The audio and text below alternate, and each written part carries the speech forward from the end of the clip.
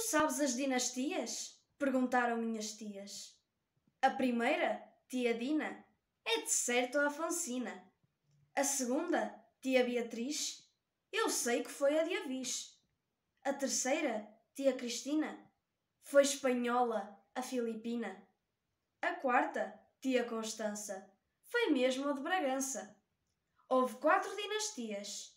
Verdade ou não, ricas tias? Já respondi acertado. Agora quero um gelado. Vale a pena ler Luísa Ducla Soares. Boas leituras e sejam felizes.